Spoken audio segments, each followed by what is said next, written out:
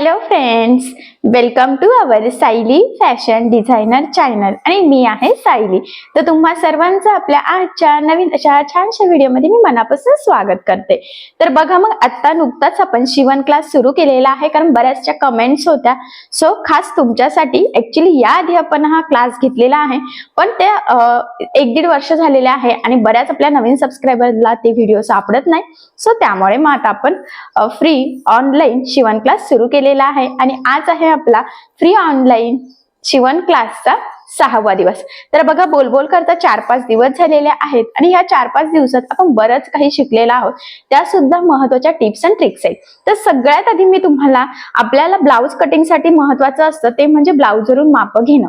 तर ते शिकलेलं आहोत की कुठली मापं लागतात, कस्टमरचा जर मापाचा ब्लाउज असेल तर मापं कशी घ्यायची, तर हे सगळं आपण सविस्तर बघितलेलं आहे. त्यानंतर त्याच्या पुढचं ते म्हणजे आपण ब्लाउजचं जे काही पेपर पॅटर्न असतं म्हणजेच पेपर कटिंग कशी करायची तर हे बघितलेलं आहे. तर आपण 34 साईजची पेपर कटिंग बघितलेली आहे आणि बऱ्याचदा शोल्डर उतरतं, गळा लूज पडतो, कटोरीचं व्यवस्थित आपल्याला करता येत नाही, किती इंचांनी वाढवायची, क्रॉस पट्टीचं माप कसं घ्यायचं, तर ह्या सगळं बरेचसे प्रॉब्लेम्स असतात. तर ह्या सगळ्या गोष्टी कव्हर करत करत आपण पेपर कटिंग केलेली आहे आणि मी तुम्हाला पेपर कटिंग अतिशय सावकाश स्टेप बाय स्टेप आणि खूप काही महत्त्वाच्या टिप्स अँड ट्रिक्स सांगितलेले आहेत. त्याचबरोबर सगळ्यात महत्त्वाचं म्हणजे मी तुम्हाला अगदी छोट्या छोट्या गोष्टी सुद्धा क्लिअर केलेल्या आहे आणि अगदी सोप्या पद्धतीने सांगण्याचा प्रयत्न केलेला आहे. त्यानंतर आपण पेपर पॅटर्न ठेवून अस्तर आणि मेन फॅब्रिक कट केलेला आहे. तर कुठल्या याच्यामध्ये किती कसं मार्जिन ऍड करायचं तर हे सुद्धा आपण बघितलेलं आहे आणि ते सुद्धा अगदी सोप्या पद्धतीने. त्यानंतर आपण अस्तर जोडलेला आहे. बऱ्याचदा आपल्याला अस्तर जोडताना काही प्रॉब्लेम्स येतात, म्हणजे कटोरी, साईड पार्ट, क्रॉस पट्टी, बाही हे बऱ्याचदा एकाच साईडचे होण्याचे चान्सेस असतात. सो तसं होऊ नये त्यासाठी कुठल्या स्टेप बाय स्टेप फॉलो करत आपण त्याची कटिंग स्टिचिंग करावी तर हे सुद्धा आपण बघितलेलं आहे.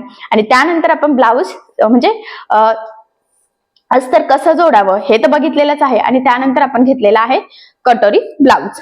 तर बघा, म्हणजे स्टिचिंगला डायरेक्ट कटोरीचा टक्स टाकणं, त्याबरोबर साईड पार्ट कटोरी जोडणं, क्रॉस पट्टी जोडणं. बऱ्याचदा कटोरीचा टक्स हा तिरका होत असतो, तर तो होऊ नये त्यासाठी 1-2 टिप्स अँड ट्रिक्स सांगितलेल्या आहेत. त्या जर फॉलो केल्या तर कटोरीचा टक्स कधीच तिरका होत नाही, एकदम प्रॉपर परफेक्ट असा तो नक्कीच स्टिच होतो. तर ते सुद्धा आपण अगदी सविस्तर बघितलेलं आहे. आणि त्यानंतर म्हणजेच फायनली आज आपण ब्लाउजला हुकलूक पट्टी कशी लावायची तर ते बघणार आहोत. आणि गळापट्टी, बऱ्याचदा हुकलूक पट्टी कुठल्या साईडने असते, कुठली आतमध्ये घ्यायची, कुठली एक्स्ट्राची घ्यायची हे समजत नाही, फार कन्फ्युजन होतं. किती इंचाच्या पट्ट्या कट करायच्या हे देखील कळत नाही. त्यामुळे काय होतं की ब्लाउज घातल्यानंतर हुक लूक पट्टीमध्ये खूप गॅप राहतो, ते असं खेचलं जातं, आपल्याला व्यवस्थित प्रॉपर असा बसत नाही. सो त्यासाठी कुठल्या पद्धतीने कटिंग करावी, हुकलूक पट्टी लावावी तर हे बघणार आहोत. आणि त्यानंतर महत्वाचं म्हणजे बऱ्याचदा गळापट्टी प्रॉपर न लागल्यामुळे गळ्याचा गोलाकार शेप जो असतो ना तर तो चेंज होतो, म्हणजे होतोच. बऱ्याचशा कमेंट्स असतात की कटोरी ब्लाउजचा गळा गोल का येत नाही, तर ते सुद्धा आज आपण कव्हर करणार आहोत. म्हणजे हुकलूक पट्टी आणि गळापट्टी प्रॉपर कशी लावायची फिनिशिंग सहित. त्याचबरोबर महत्वाचं म्हणजे जे काही आपलं गळा असतो तर तो गोलाकारच यायला पाहिजे, त्यासाठी कुठल्याच टिप्स अँड ट्रिक्स फॉलो करायच्या. तर हे संपूर्ण आज आपण अतिशय सावकाश स्टेप बाय स्टेप आणि खूप काही महत्वाच्या टिप्स अँड ट्रिक्स सहित बघणार आहोत, जेणेकरून तुम्हाला आपला आजचा हा व्हिडिओ बघून सहजच स्टिच करता येईल. ठीक आहे, सो चला मग आता वेळ न घालवता आपण आपल्या आजच्या महत्त्वाच्या अशा टॉपिकला सुरुवात करूयात. आणि हा व्हिडिओ तुम्ही स्किप न करता पूर्ण नक्की बघा, जेणेकरून हा व्हिडिओ बघून तुम्हाला कटिंग स्टिचिंग सहजच करता येईल. ठीक आहे, तर हे बघा, इथे तुम्ही बघू शकतात की एवढा पार्ट आपला संपूर्ण इथे स्टिच करून झालेला आहे. तर बघा, मग कटोरीचा टक्स, क्रॉस पट्टी, साईड पार्ट हे सगळं कसं जोडायचं तर हे या आधीच्या व्हिडिओमध्ये टाकलेलं आहे. आता आपल्याला इथे लावायची आहे हुक लूप पट्टी. तर एका साईडला हुक पट्टी, दुसऱ्या साईडला लूप पट्टी असते. आता पुढे तुम्हाला कळेलच की कुठल्या साईडला हुक पट्टी आहे आणि कुठल्या साईडला लूप पट्टी आपल्याला लावायची आहे. त्याचबरोबर किती इंचाची घ्यायची हेही सांगणार आहे आणि आपण इथे गळापट्टी सुद्धा आता लावणार आहोत. तर बघा, मग सगळ्यात आधी हुक पट्टीसाठी आपण इथे पट्टी कट करून घेऊयात. तर ब्लाउज पीस कट केल्यानंतर अस्तरचा किंवा ब्लाउजचा जो कपडा उरलेला असेल त्यामध्ये आपल्या या पट्ट्या कटिंग करणार आहोत. तर आता मी इथे चेक करते की किती आहे आणि आपल्याला तेवढे अवेलेबल आहे की नाही. तर बऱ्यापैकी पट्ट्या इथे दिसत आहे, पण आपल्याला इथे तिरक्या पट्ट्या गळ्यासाठी सुद्धा लागणार आहे बट ठीक आहे, आधी आपण हुकलूक पट्टीसाठी पट्ट्या कट करून घेऊयात आणि त्यानंतर मग गळापट्टीसाठी बघूयात. तर बघा मग आता इथे मी हुक पट्टीसाठी पट्टी कट करणार आहे, तर ती डबल फोल्ड करून घ्यायची आहे बघा या पद्धतीने, कारण की मग ती लवकर खराब होत नाही. कारण बऱ्याचदा हुकलूक पट्ट्या लवकर खराब होतात आणि त्याचा खराब झाला तर ब्लाऊज काहीच कामाचा राहत नाही. सो त्यामुळे शक्यतो डबल पट्टी करायची. तर डबल पट्टी ती साधारणतः आपली 1 इंचाची किंवा 1.25 इंचाची पाहिजे डबल. आता मी इथे डबल घेतलेली आहे आणि ती जवळजवळ 1.25 इंचाची पट्टी आहे. तर ही हुक पट्टीसाठी घेतलेली आहे. आता बघा हुक पट्टी ही वरच्या आतल्या साईडने असते, त्यामुळे ती लावताना वरच्या साईडने ठेवायची. तर मी इथे अशा पद्धतीने ठेवलेली आहे आणि 1.5 इंच एवढं मार्जिन ठेवून आपल्याला एक सिंपल अशी इथे टीप मारून घ्यायची आहे. एकसारखं मार्जिन राहील याची आपल्याला इथे काळजी घ्यायची आहे. तर बघा मग मी इथे ह्या पद्धतीने टीप मारली आणि खाली एक्स्ट्राचं कट करायचं, फक्त थोडं फोल्डिंग पुरतं ठेवायचं बघा. आणि अशा पद्धतीने फोल्ड करून आपण इथे टीप टाकून व्यवस्थित लॉक करून घेतलेलं आहे. आता ही टीप टाकल्यानंतर या पद्धतीने ती पट्टी आपल्याला आतमध्ये फोल्ड करायची आहे आणि आता वरच्या साईडला आपल्याला इथे द्यायची आहे दाबटीप. तर दाबटीप देताना काळजी घ्यायची आहे की आतली जी काही पट्टी आहे अस्तरची, तर त्याचा कपडा वरती दिसायला नको, जेणेकरून आपली फिनिशिंग बिघडणार नाही. प्रॉपर फिनिशिंग सहित आपण टीप मारल्यानंतर ह्या पद्धतीने आतमध्ये फोल्ड करायचं आहे बघा आणि वरून पुन्हा एक टीप द्यायची आहे. तर थोडासा अंदाज घ्यायचा आहे की आतली पट्टी कुठपर्यंत आहे. जर का म्हणजे उलट पकडून टीप मारली तर बऱ्याचदा टीप ही तिरकी जाण्याचे चान्सेस असतात, त्यामुळे शक्यतो सरळ ब्लाऊज पकडून टीप मारायची. या पद्धतीने एकदम परफेक्ट अशी आपण इथे हुक पट्टी लावून घेतलेली आहे. आता आपल्याला लावायची आहे लूप पट्टी.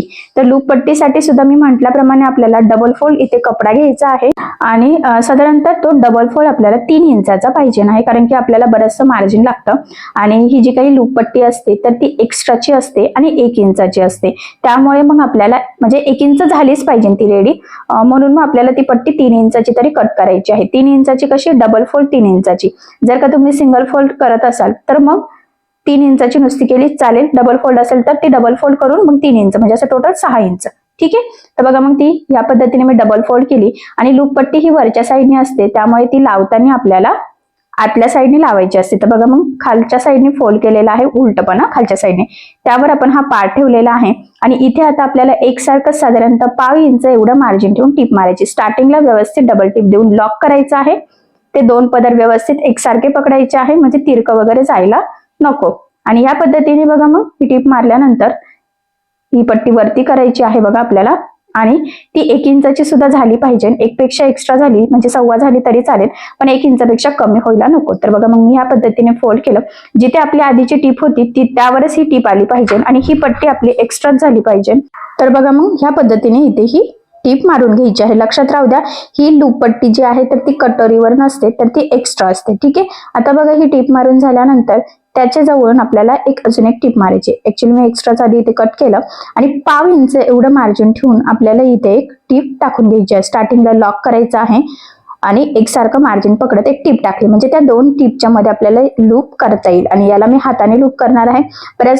बरेच जण मशीनवर सुद्धा करतात, पण ते लवकर खराब होतं आणि हातावर केलेले लूप लवकर खराब होत नाही. सो त्यामुळे तुम्ही सुद्धा असे नक्कीच करू शकता. तर बघा मग ह्या पद्धतीने हुक आणि लूप अशा दोन्ही पट्ट्या लावून झाल्या. आता ते एकमेकावर ह्या पद्धतीने ठेवून आपल्याला चेक करायचं आहे की त्या सेम आहे की नाही. जर नसेल तर आपल्याला किंचितसा एक्स्ट्राचं कट करायला. पण बघा हे एकदम व्यवस्थित सरळ आहे. पण काय करायचं आहे, बऱ्याच जण गोल गळा आपला व्यवस्थित येत नाही. कटोरी ब्लाऊज जर असेल ना तर पुढचा गळा बऱ्याचदा असं पंचकोनी चौकोन टाईप येतो, गोल येत नाही. तर त्यासाठी काय करायचं, किंचितसं आपल्याला इथून थोडंसं कट करून घ्यायचं आहे. तर बघा मग मी एकदम किंचित, शक्यतो आपल्याला ना हुक पट्टीच्या साईडच कट करायचं असतं, कारण हुक पट्टी आतल्या साईडने असते आणि मग 1.5 इंच कपडा आतमध्ये फोल्ड होतो, म्हणून बऱ्याचदा मग आपला शेप चेंज होण्याचे चान्सेस असतात. तर बघा मग मी इथे सुद्धा थोडी मार्किंग करून घेतली. ऍक्च्युअली इथे ना किंचितच केलेलं आहे, लूप पट्टीच्या साईडने गरजच नसते, कारण की लूप पट्टी एक्स्ट्रा बाहेर येते आणि तो गोल शेप ऑटोमॅटिक येतो. पण हुक पट्टीच्या साईडला बऱ्याचदा हा प्रॉब्लेम येत असतो की गोल आकारच येत नाही. तर बघा मग मी किंचितशी थोडीशी मार्जिन म्हणजे मार्किंग केलेली आहे आणि किंचितचं कट केलेलं आहे, फक्त गोलाकार शेप व्यवस्थित सेट व्हावा यासाठी. ठीक आहे. तर अशा पद्धतीने मग तुम्ही सुद्धा चेक करून थोडंसं व्यवस्थित कटिंग करून घ्यायचं. आपली जी काही गळापट्टी असते ना तर ती लावायची आधी, किंवा जर तुम्ही इथे पायपिंग करणार असेल तर. पण याचा जो काही बॅक पार्ट आहे तर हा डिझाईनचा आहे, त्यामुळे मग आपल्याला इथे गळापट्टी लावावी लागणार आहे. कारण जर का बॅक पार्ट डिझाईनचा असेल आणि पुढे जर पायपिंग केली तर ते लुक मॅच होत नाही आणि ते व्यवस्थित दिसत नाही. सो त्यामुळे मग इथे आपल्याला आता ऑप्शन नाहीये, तर हेच लावणार आहोत आपण आता. गळापट्टी, तर मी गळापट्टी कट करते. तर बघा, ज्या वेळेस आपल्याला गळापट्टी लावायची असते तर अशा वेळेस शक्यतो आपल्याला तिरक्या पट्ट्या कट करायच्या असतात. का? कारण की तिरका कपडा हा स्ट्रेचेबल असतो आणि सरळ कपडा हा स्ट्रेचेबल नसतो. कपडा जर स्ट्रेचेबल असेल तरच आपला गळा व्यवस्थित गोलाकार होतो. सो त्यामुळे मग मी इथे थोडासा कपडा घेते, कारण ब्लाऊज पीस मधला काही जास्त उरलेला नाहीये, स्लीव्स पण मोठ्या होत्या त्यामुळे. तर बघा, मग इकडे मी साईडला मार्किंग करून घेते पट्टीच्या सहाय्याने. आणि ह्या ज्या काही पट्ट्या असतात तर त्या 1 इंचाच्या असतात. सो त्यामुळे मग ही पट्टी सुद्धा माझी 1 इंचाचीच आहे, म्हणून मग मी बरोबर दोन्ही साईडने इथे मार्किंग करून घेतलेली आहे. तर डबल फोल्ड जर कपडा केला तर एकच मार्किंग करायची गरज आहे. सिंगल कपडा असेल तर मग 2 वेळेस मार्किंग करायची. ठीक आहे. तर बघा, मग तिरक्या पट्ट्या कशा मार्क करायच्या हे लक्षात आलं असेल. आणि 1 इंचाच्या करायच्या आहेत. जर का तुमच्याकडे दुसरी पट्टी असेल तर 1 इंच व्यवस्थित मोजून आपल्याला ह्या पट्ट्या कट करायच्या आहे. आणि स्ट्रेचेबल कपडा आहे, मी तुम्हाला आता स्ट्रेच करून दाखवलेला आहे. ठीक आहे. आता मग जी मार्किंग आहे एक्झॅक्टली त्यावरूनच आपण इथे कटिंग करून घेतलेला आहे बघा. आणि हा जो काही कपडा आहे ना, तर हा ऍक्च्युली डबल फोल्ड होता, त्यामुळे तर आपल्याला इथे फक्त एकच पट्टी कट केली तरी चालणार आहे. तर बघा, मग मी ही एकच पट्टी कट करते फक्त, कारण की त्या 2 आहेत तर एक साईडला 1 आणि एक साईडला 1 असं दोन्ही साईडला आपल्याला पुरून जातील. ठीक आहे. सो आता आपण इथे गळापट्टी लावून घेऊयात. तर सगळ्यात आधी आता जी काही पट्टीची बाजू असते ना, तर त्या साईडला आपण लावून घेणार आहोत. तर ही जी काही पट्टी आहे तर ती आपल्याला बघा ह्या पद्धतीने डबल फोल्ड करायची आहे. आणि मग ती इथे ठेवून साधारणतः 1/2 इंच एवढं मार्जिन ठेवून आपल्याला इथे टीप मारून घ्यायची आहे. लक्षात राहू द्या, गळापट्टी लावण्याचे अजून 1-2 प्रकार आहेत, तर ते मी तुम्हाला पुढच्या व्हिडिओमध्ये सांगेलच. पण आता आपण एक मेथड इथे यूज करणार आहोत, तर ती डबल फोल्ड पट्टी करून. ठीक आहे.